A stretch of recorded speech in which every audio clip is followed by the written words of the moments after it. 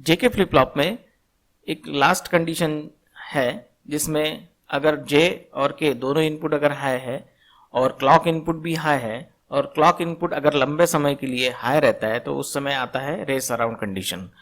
इस race around condition में output जो कंडीशंस है वो इनपुट की कंडीशन को चेंज करती है, जिससे आउटपुट फिर से दूसरे कंडीशन में जाता है। तो ये सर्कुलरली ऐसा मूव होते रहता है। तो इस कंडीशन को आप बोलते हो रेस अराउंड कंडीशन। अब रेस अराउंड कंडीशन निकालने के लिए जो तरीका था वो था एज ट्रिगरिंग। इसी में दूसरा एक तरीका है कि अगर आप जेके फ्लिप फ्लॉप में थोड़ा सा मॉडिफिकेशन करते हो तो उसमें भी आप रेस अराउंड कंडीशन निकाल सकते हो।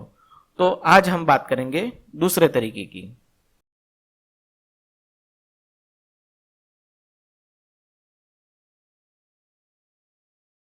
आप डायग्राम में देख सकते हैं, यहां पे एक जेके फ्लिप फ्लॉप है।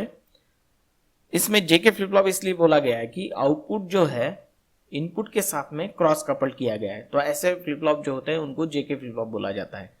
अब इसमें क्या है कि यहाँ पे दो clock RS flip flop use हुए हैं और उनको सीरीज में कनेक्ट किया गया है। पहले वाला जो फ्लिप फ्लॉप है उनके आउटपुट दूसरे वाले फ्लिप फ्लॉप को एंड गेट थ्रू दिया गया है। और यहाँ पे देख सकते हैं आप कि जो क्रॉस कपलिंग है वो भी है। तो ऑब्वियसली ये हो गया जेके फ्लिप फ्लॉप। पहला वाला जो पार्ट है उस पार्ट को बोला जाता है मास्टर और दूसरा वाला पार्ट जो है उसको बोला जाता है स्लेव। अब इसमें होता क्या है कि पहले वाले फ्लिप फ्लॉप को जो क्लॉक इनपुट है वो डायरेक्टली दिया गया है और दूसरे वाले को वही क्लॉक पल्स इन्वर्ट करके दिया गया है। तो जैसे क्लॉक इनपुट पहले वाले फ्लिप फ्लॉप को अगर हाई मिलता है तो पहला वाला फ्लिप फ्लॉप यानी मास्टर पार्ट आपका एक्टिव रहेगा, लेकिन उसी समय जो क्लॉक इनपुट है दूसरे वाले फ्लिप फ्लॉप को मिलेगा इन्वर्ट होके। तो क्लॉक इनपुट अगर हाई है तो दूसरे वाले फ्लिप फ्लॉप को क्लॉक इनपुट मिलेगा लो। तो लो मिलने की वजह से दूसरा पार्ट रहेगा आपका इनएक्टिव।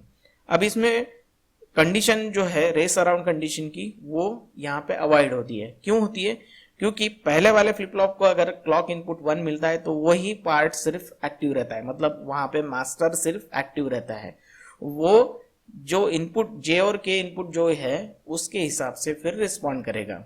लेकिन दूसरे वाले फ्लिप फ्लॉप को जो क्लॉक पल्स मिल रहा है वो मिल रहा है लो, जिसकी वजह से दूसरा पार्ट यानी स्लेव पार्ट यहाँ पे इनएक्टिव रहता है। तो इसकी वजह से जो आउटपुट कंडीशंस है वो लास्ट स्टेट में रहेगी।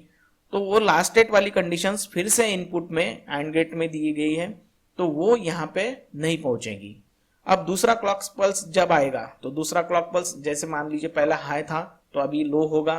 तो लो होने की वजह से जो मास्टर पार्ट है वो अभी रेस्ट करेगा और उसके आउटपुट आपने सीरीज में दूसरे फ्लिप फ्लॉप को दिए हैं यानी स्लेव को दिए है।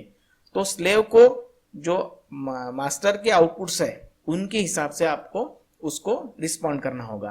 तो स्लेव पार्ट इसलिए बोला गया है कि उसको जो इंस्ट्रक्शन मिल रही है वो मास्टर दे रहा है, तो इसलिए इस पार्ट को बोला गया है स्लेव।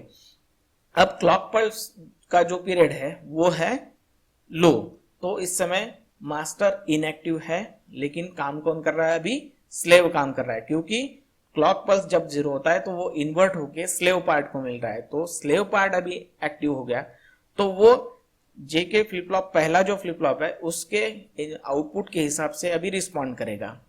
अब इसमें आउटपुट जो है वो चेंज हो गया। ऑब्वियसली वो चेंज होने के बाद में फिर से इनपुट में जाएंगे, क्योंकि यहाँ पे जेके फ्लिप फ्लॉप में क्रॉस कपलिंग किया है। अब क्रॉस कपलिंग में ये इनपुट्स आउटपुट को चेंज नहीं कर सकते। क्यों? क्योंकि अभी क्लॉक साइकिल पहले पार्ट के लिए 0 है, मास्टर पार्ट के लिए। तो मास्टर पार्ट अब इस चेंज की वजह से आउटपुट चेंज नहीं कर पाएगा, क्योंकि अभी क्लॉक साइकिल इसको 0 मिल रहा है। तो मास्टर पार्ट अभी रेस्ट कर रहा है। तो यहाँ पे आउटपुट फिर से इनपुट में जाने से रोका गया है, क्योंकि जब एक पार्ट एक्टिव रहता है तो दूसरा पार्ट यहाँ पे इनएक्टिव रहता है। तो इससे भी टॉगल कंडीशन यहाँ पे रिमूव हो जाता है। तो इसमें क्लॉक साइकिल आपको उसका जो टाइमिंग है वो चेंज करने की जरूरत नहीं। तो इस तरीके से जेके मास्टर स्लीव ये जो फ्लिप फ्लॉप है उस फ्लिप फ्लॉप में जेके फ्लिप फ्लॉप ही है, इसमें थोड़ा सा मॉडिफिकेशन किया गया है और इस मॉडिफिकेशन के साथ में इस फ्लिप फ्लॉप को बोला जाता है जेके मास्टर स्लेव फ्लिप फ्लॉप।